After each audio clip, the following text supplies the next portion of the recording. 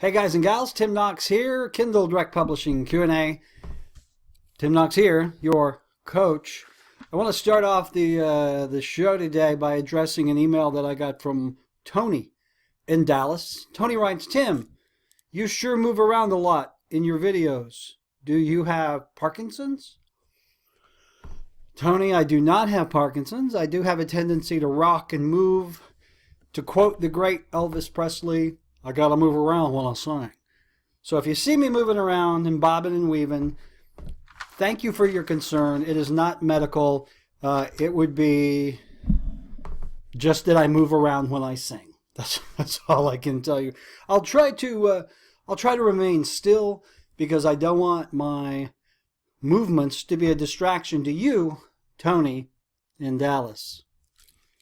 Our question today concerns the use of ghostwriters. We've talked about this on the program before. This specific question comes from, looks like Margie. Margie says, Tim, when working with ghostwriters or ghost runners, if you've got to do a marathon and don't want to do it yourself, a ghost runner is a great thing to use. Did I move around too much, Tony? I have a tendency to look snidely into the camera. Go back to Margie's question. Tim, when using ghostwriters, how much information do you give them about the story you want them to write? Now, what Margie is talking about is if you are doing fiction, and we're going to talk fiction, this nonfiction applies, but this is primarily for fiction. What information do you give the ghostwriter so they will write the story? It's a great question and one that I get quite a bit. And the answer, as most answers to my videos, is it depends. It depends on whether or not you want to give the writer free rein.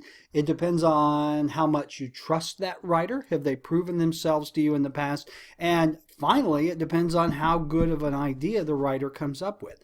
I will always ask my writers, do you have an idea? I first will ask them if they're comfortable writing in that genre. For example, if you're looking for a ghostwriter to do romantic fiction, you're going to want a ghostwriter who has written romantic fiction. Okay, if you are looking for a ghostwriter to write a historic romance, a Western maybe, you want to make sure they have some knowledge. True story, I assigned a job to a ghostwriter without finding out if they had experience writing Western historic fiction. They had not, and the book I got back was quite interesting. It was set in 1878, and the heroine, whose name was Tiffany, had a cell phone.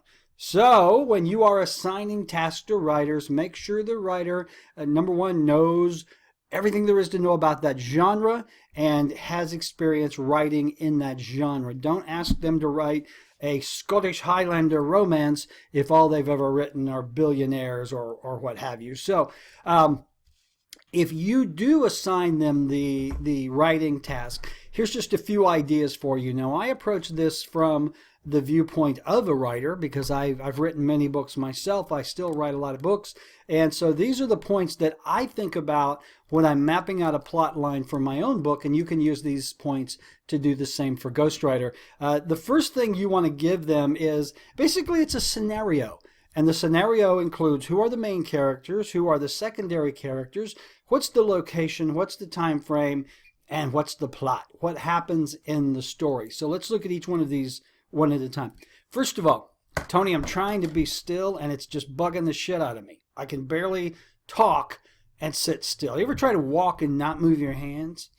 It's the same kind of thing, Tony. You're limiting my creativity with your criticism of my convulsions. It's pretty good. It's pretty damn good. Let's talk about characters. Typically in a fiction, in a romance, you're going to have two main characters, sometimes three if it's a ménage à trois, which is French for threesome. But typically you'll have two main characters, and those two main characters may be a guy and a girl. It may be a girl and a girl, a guy and a guy. You never know. It's the world we live in. You have two main characters involved in the romance. So figure out who they are. You want to give the writer basic descriptions. For example, Dave is a 25-year-old internet entrepreneur who lives in Pittsburgh.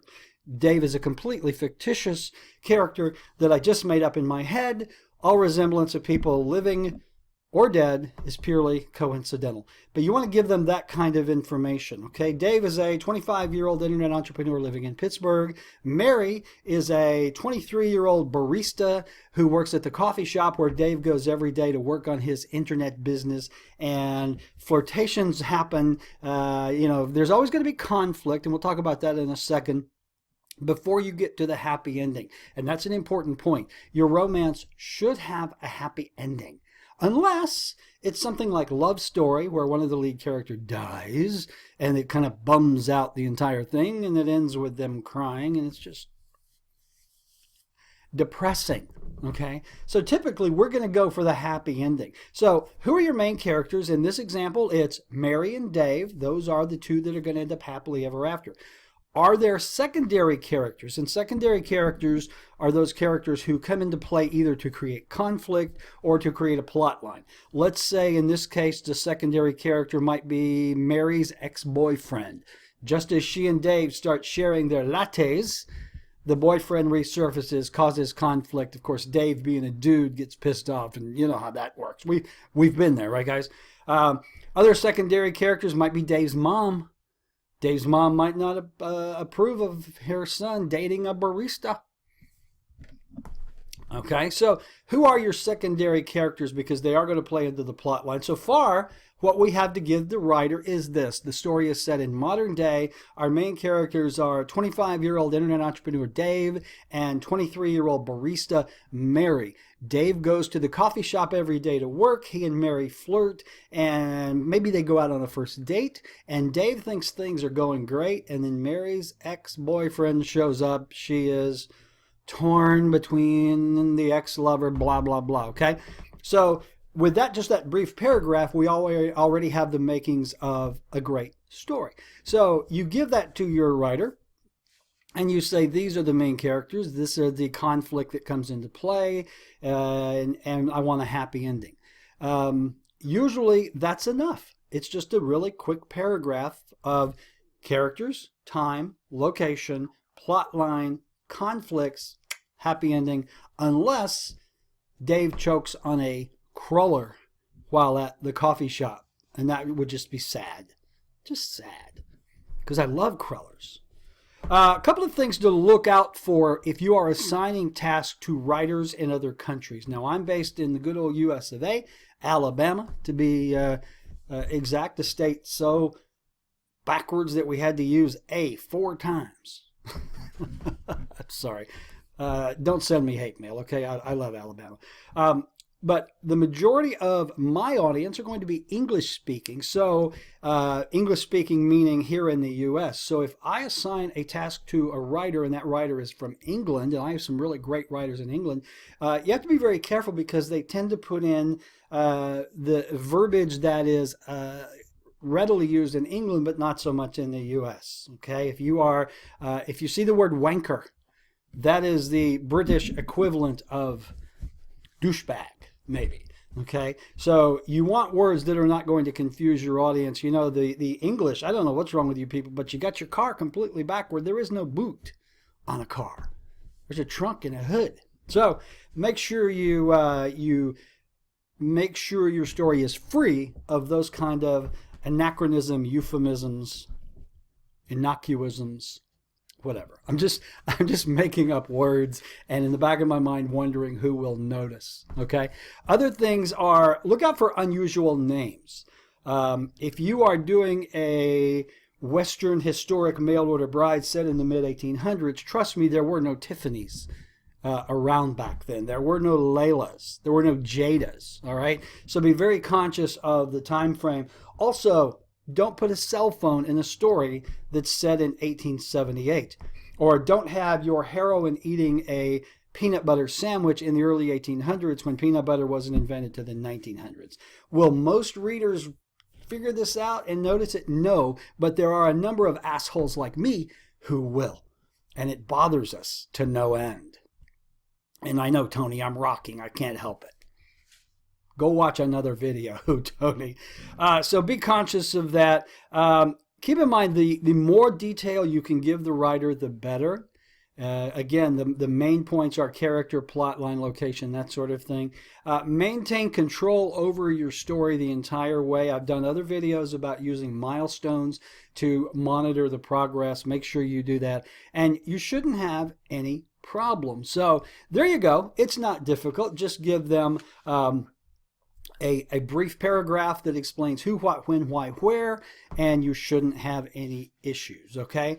Hey, coaching program, we are going to launch that, I think, in 2 weeks with any luck. I'll be sending out an email to those of you on the notification list, and I really do appreciate the interest that this is garnering. So if you're interested in Kindle coaching, whether or not you are a complete newbie just looking to publish your own work on Kindle, or you are a digital publisher looking to publish ghostwritten materials, the program is going to encompass all of that. I'm going to have separate tutorials and training and private coaching based on your expertise, experience, and where you are in the process. So if you would like more information, email tim@timknox.com. We will get you on the notification list. If you have a question for this show, feel free to shoot that to me too, tim@timknox. You can also find me on Facebook, Twitter, LinkedIn. And if you like what you see, boy, you got to get a life. No, I'm kidding. This is wonderful entertainment, even if I do move around a lot.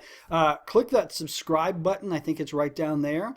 And subscribe. I do new videos 2 or 3 times a week. You don't want to miss one. Trust me. And also share these with your friends, anyone who's interested in publishing their own work on Kindle. All right? Hey, I'm going to go outside and shake like a leaf because Tony has restricted me from moving so much on this video. Have a great day. I will talk to you very soon. And now I'm going to be completely still for Tony's sake.